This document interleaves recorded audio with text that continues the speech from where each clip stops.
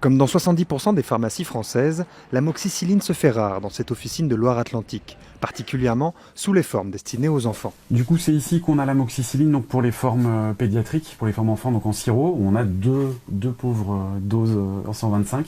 On n'a pas de 250, pas de 500. D'habitude, à cette époque-ci de l'année, les deux étagères sont pleines jusqu'au mur. Mais depuis quelques jours, cette pharmacie a reçu l'autorisation exceptionnelle de fabriquer elle-même ses doses d'antibiotiques pour enfants. C'est ce qu'on appelle une préparation magistrale, d'ordinaire réservée aux médicaments qui ne sont pas produits industriellement. Donc en fait, on reçoit l'amoxicilline dans des gros pots comme ça. Donc ça, c'est de l'amoxicilline pure, donc l'antibiotique. On a des grandes plaques de 300 gélules et on va avoir donc des quantités importantes comme ça de poudre qui correspond au remplissage des 300 gélules et on va les répartir uniformément.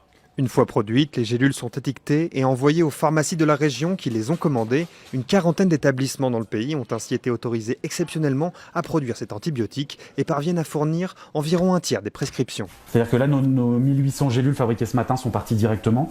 Celles qu'on va fabriquer cet après-midi, elles sont déjà réservées et ça va être pareil pour la semaine prochaine. Des préparations jusqu'à 5 fois plus chères à produire que les médicaments industriels, mais pris en charge de la même manière. Pas de changement pour les patients et pour les habitués de cette pharmacie, un certain soulagement. Effectivement, c'est plus rassurant de savoir qu'il y a des pharmacies qui pallient ce manque-là. C'est très rassurant. Au moins, on est sûr d'avoir le service rendu. La pénurie pourrait encore durer jusqu'à mars prochain. Ces préparations devraient donc se poursuivre durant plusieurs mois, voire être étendues aux médicaments destinés aux adultes.